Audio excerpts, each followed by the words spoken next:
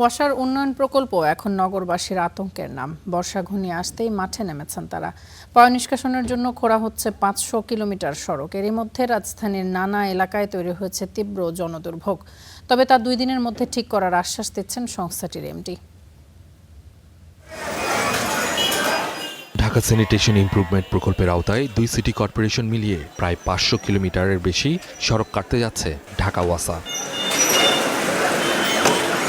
খিলগাঁওয়ের Sipahibagh tempo stand এলাকা, ব্যস্ত সড়কের মাঝখানেই খোঁড়া হয়েছে গর্ত, চারপাশে টিন দিয়ে ঘেরা, বন্ধ প্রায় সব ধরনের যান চলাচল।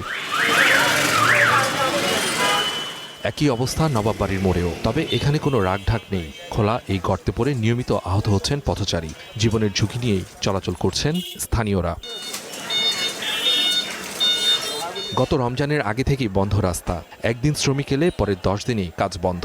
রাতে অল্প বিস্তর আনাগোনা থাকলেও দিনে দেখা মেলে না ঠিকাদারের। কাজ কবে শেষ হবে জানেন না কেউ, বসানো হয়নি কোনো সাইনবোর্ডও। ঠিকমতো কাজ করে না, একদিন কাজ করে বা 5 দিন কাজ করে, তারপর থেকে আর কাজ করে না। অনেক জাম লেগে থাকে, আর বৃষ্টিতে রোড তোলা যায়, পানি হয়ে যায় অনেক। এটা কাটা যাচ্ছে আপনার পরে 2 মাস ধরে, আর ওটা কাটছে আপনার আজকে পড়ায় 1 বছর হয়ে গেছে।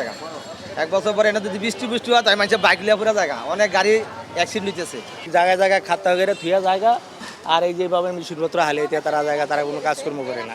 এসব অভিযোগ নিয়ে জানতে ঢাকা ওয়াসায় যোগাযোগ করা হলে চিরাচরিত সেই দায় এড়ানোর চেষ্টা ব্যবস্থাপনা পরিচালকের। বলছেন শুধু ওয়াসা নয়, রাস্তা খোঁড়ায় যুক্ত আরও একাধিক প্রতিষ্ঠান। পাশাপাশি দিলেন 2 দিনের মধ্যে সড়ক মেরামতের অবিশ্বাস্য আশ্বাস। এই প্রকল্পটা হলো সম্পূর্ণ রূপে অধিক টাকাটা মূলত বৈদেশিক এবং কন্ট্রাক্টরও বিদেশি। আন্তর্জাতিক টেন্ডারের মাধ্যমে কাজটা হচ্ছে। আমরা খুব দ্রুততার সাথে একটু করে এলাকা কাটবো, ওটা আবার দ্রুত করবো, 2 দিনের বেশি যাতে না থাকে জানেন। ওয়াসার এমডির এই আশ্বাস যে শুধু কথার কথা, তার প্রমাণ মিলেছে মাঠেই। তবে এই পুরো প্রকল্প ও জনদুর্ভোগের বিষয়টি নিয়ে দুঃখ প্রকাশ করেছেন ঢাকা উত্তর সিটি কর্পোরেশনের প্রশাসক। ইমার্জেন্সি পানির জন্য এই কাজটা তারা করছে। সামনের দিনগুলো থেকে আমরা এখনও কিন্তু সমন্বয় করেই করছি। কিছু কিছু ইমার্জেন্সি বেসিক থাকে, সেগুলিকে করতে হবে। কিছু করা থাকে, মানুষ পানি না খেয়ে মরতে পারবে না, সেই কারণে এই কাজটা করা।